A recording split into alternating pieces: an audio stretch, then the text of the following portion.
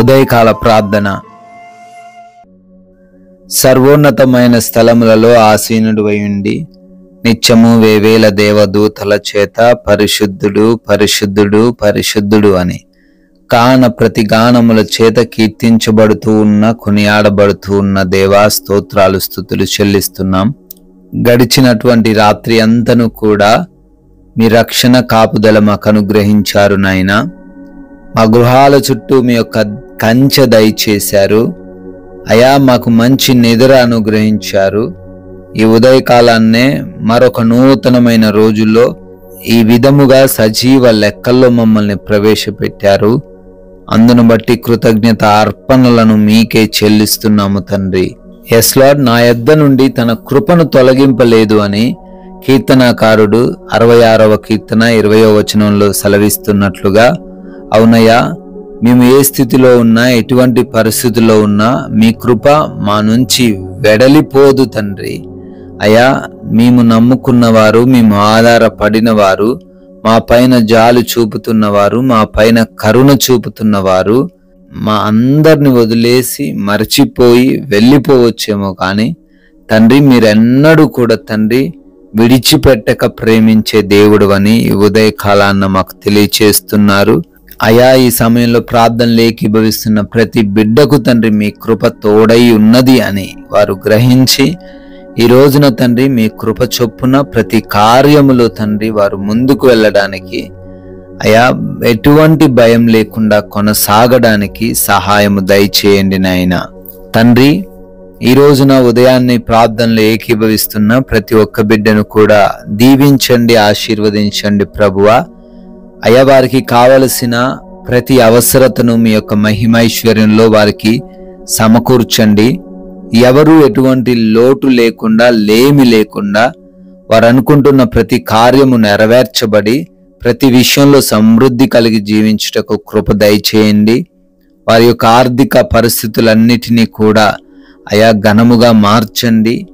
అనారోగ్యము ఏది వారి దగ్గరికి రాకుండా వారికి సహాయము దయచేయమని కూడా బ్రతిమాలుకుంటున్నాం ప్రభువా. నాయనా, ఈ రోజున మా ప్రయాణాల విషయంలో మీ సహాయము దయచేయండి అయ్యా. మేము వెళుతున్న మార్గాలలోనూ మేము వస్తున్న మార్గాలలోనూ మీ దేవదూతల కంచె మాకు అనుగ్రహించండి. ఎవరికి ఏ అపాయము ఏ ప్రమాదము జరగకుండా ప్రభువా మీరే కాపాడండి తండ్రి. అదే రీతిన ప్రార్థిస్తున్నాము. ప్రతి ఒక్కరు కూడా ఎంత క్షేమముగా అయితే వెళ్ళి ఉన్నారో అదే విధముగా క్షేమముగా మరలా గృహాలకు గమ్యస్థానాలకు చేర్చమని బ్రతిమాలుకుంటున్నాము నాయన. అయ్యా, ఈ రోజున మా పనులను బట్టి అడుగుతున్నాము. ప్రతి పనిలోనూ దీవెనలను ఆశీర్వాదములను మాకు దయచేయండి అయ్యా. జ్ఞానము కలిగి వివేచన కలిగి ప్రవర్తించే హృదయాన్ని అనుగ్రహించండి.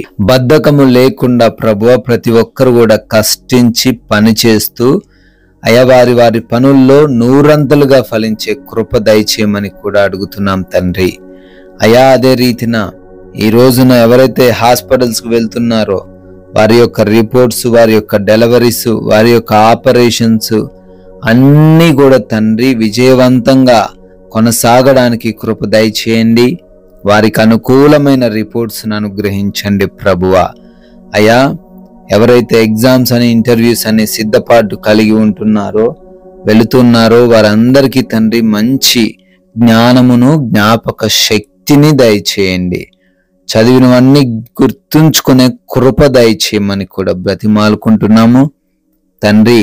ఈ రోజున మా యొక్క ఆత్మీయ జీవితంలో మేము పడిపోకుండా ఆత్మీయ జీవితాన్ని అభివృద్ధి పరుచుకునే కృప దయచేయండి. ఎటువంటి విభేదాలు ఎవరితో లేకుండా, మనస్పర్ధలు లేకుండా ప్రశాంతంగా సమాధానంగా ఉండే కృప దయచేయండి. ఒకరినొకరు ప్రేమించుకునే హృదయాన్ని అనుగ్రహించండి ప్రభువా.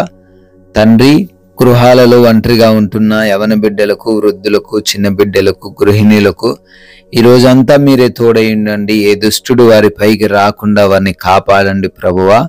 నాయనా, ఈ రోజున మీరిచ్చిన ఈ సమయాన్ని సద్వినియోగం చేసుకునే హృదయాన్ని మాకు అనుగ్రహించండి ప్రభువా.